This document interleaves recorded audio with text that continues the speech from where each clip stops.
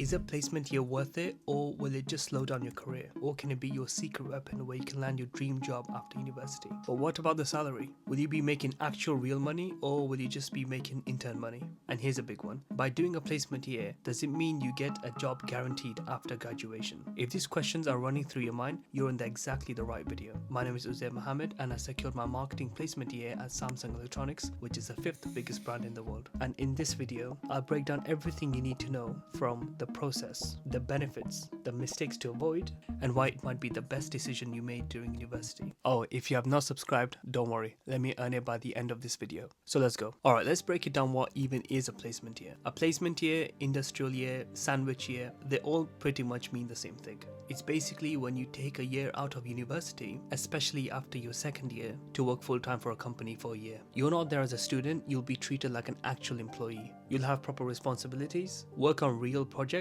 and get hands-on experiences in the industry. And this is not just some work experience where you shadow people, you'll actually contribute to the company's success. And if you're lucky, you might even work on some projects that would shape your future career. So if you want to do a placement year, make sure to pick a degree where they offer you a sandwich year option. And trust me, I strongly recommend doing a placement year, and you'll see why exactly when you go through this video. So what's the difference between internship and a placement year? This is a very common question. A placement year is 1 year full work experience year, and it's usually done after your second year university. It usually starts between June and August and lasts about 12 months. And the key thing, it's paid, and you work as a full-time employee with real responsibilities. On the other hand, an internship is much shorter, lasting anywhere between few weeks to few months, and they're usually done within the summer holidays. Internships are also paid, but because they're shorter, you don't get as much hands-on experience as you would do in a placement year. So which one should you do, a placement year or an internship? So if you're thinking long term, a placement year has its benefits, as you'll get deeper industry experience by working for a full year. You'll have a stronger CV, making you way more employable after university. Many students get full-time job offers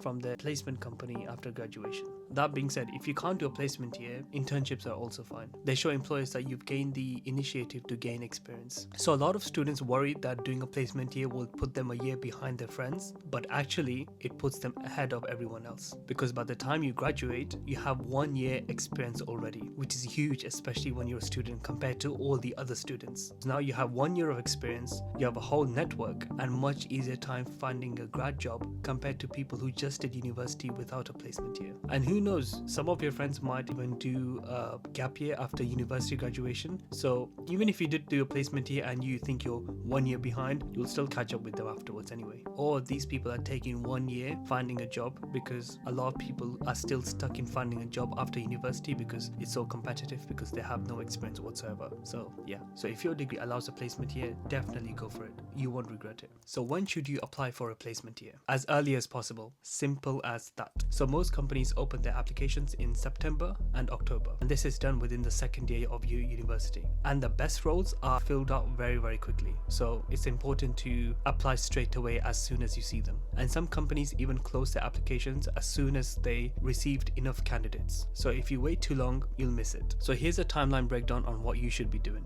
So in September, you should start preparing. You need to research companies offering placements in your field, update your CV, have a cover letter template ready, and LinkedIn profile. By the way, I've made a video on how to make a CV and cover letter, so check it out if you're interested. And you also need to start practicing for interviews and psychometric tests. Trust me, these can really catch you off guard if you're not prepared. In October, these are when applications usually open. So many big companies like Samsung, PM, Unilever, etc. really starts recruiting here. It's important to have a discipline of applying to 3 companies a day. Big companies and small companies, no excuses. So in November to January, you'll start hearing back from companies for psychometric tests, video interviews, and assessment centers. If you don't get through, no problem, just keep applying. There are still new placements opening. So that's a little timeline breakdown on what you should be doing within your second year university. Why you should not wait until the deadline. So this is quite an obvious one, but a mistake I made is when I applied to Gymshark, I literally applied on the deadline date, and I got rejected instantly because they already filled their spots. And some companies don't even review applications which come last minute. So applying early increases your chance massively. So quick final tip, if you feel like you're not ready to apply for this company because it's too big or you've been rejected so many times, just apply, just do it. You learn from every rejection. It's all about feedback. Why did you get rejected before? Because of your interview, because of your tests, etc. Just learn from it and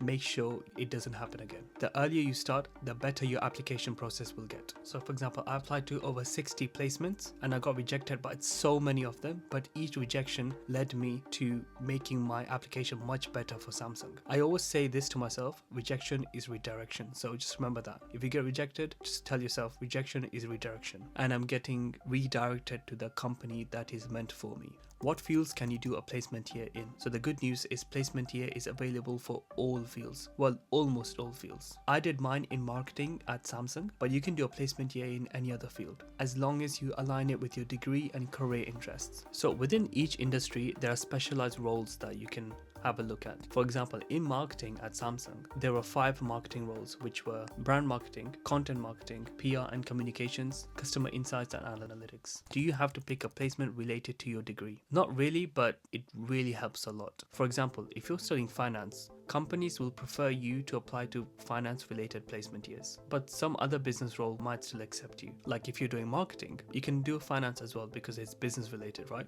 But if you do marketing and want to do engineering, that's not going to work out. However, some students manage to switch industries if they show transferable skills, but your best bet is to apply for roles which are closely related to your degree in order to increase your chances. For example, I studied marketing, so I secured a digital marketing placement. At a push, I might have even applied to the management role, as it's still business related, but there's no way I would have got it if I applied for engineering or data science or computer science placement years, as I don't have those skills, and it also stays on the job description that it needs to be related towards the placement field. I hope that made sense, so just leave a comment if it doesn't make sense. And final tip, if you're unsure which placement year suits you, just look at the job description on LinkedIn and see which ones really interests you. That way you'll know what to target and what skills to focus on in your CV and applications. Where to find placement schemes. So now that you know what role you want to do, where do you actually find these placement schemes? So there are actually quite a lot of platforms that you can find placement year schemes, such as LinkedIn, Rate My Placement, which is a really good one, Target Jobs and Bright Network, official company websites. For example, if you want to do a placement year in Tesla, just go on Tesla career website.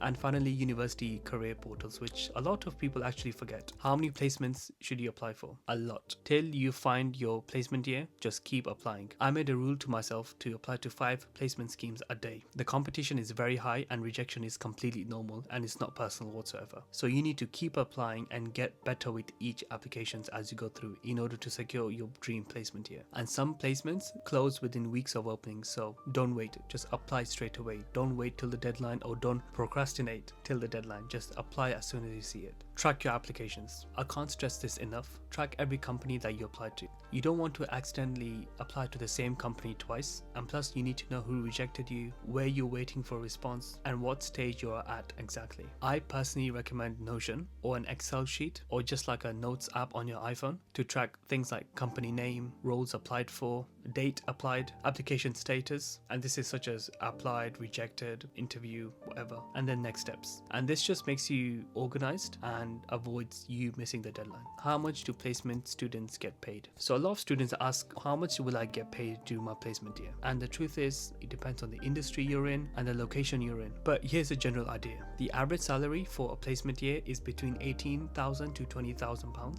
And if you get a role which is either in London or in a massive corporation, you'll get paid more. Smaller companies or charities will give you maybe around £16,000 to £18,000. But then again, this is all about gaining experience and hands-on learning, which can really help you get the dream job that you want after university. So how much was my salary at Samsung? So I got paid £22,000 with a £2,000 sign-on bonus, but I think they are increasing it to £24,000 next year. I'm not too sure, maybe have a look. Engineering and software roles will obviously be paying much more higher than business roles. And finally, location matters a lot. If your placement year is in London, you'll probably £3,000 to £4,000 more than companies which are outside of London. Then again, keep in mind that living in London is very, very expensive. Like I had this friend who was doing a placement year at Shell and he was living in central London and he was getting paid really, really well, but all of that money was going to his small room rent and he was literally living very frugally. So just keep in mind, what are my opinions on unpaid placements? So what about unpaid placements? Because experience is key, right? And money doesn't matter. Personally, I don't like the idea of unpaid placements unless it's the last thing available. I personally believe that your time time and your effort are extremely valuable, and no company should be exploiting you. But I've seen some students out there who pay companies to do an internship with them for no salary whatsoever. So is salary everything? Not really. It's important to look at what you're going to be learning within the role, and sometimes a lower paid salary at a big company is still better than a high paying salary at a low company, only because the brand name will affect your image as a whole when you apply to companies after university. But of course, if you can secure a well paid placement, then good, that's really good. So what do you actually do on a placement year? So some people think when you start your placement year you'll be making coffees and teas for people, but it's not like that at all. A placement year throws you actually into the real world. You'll be working on actual projects that have real impact on a company.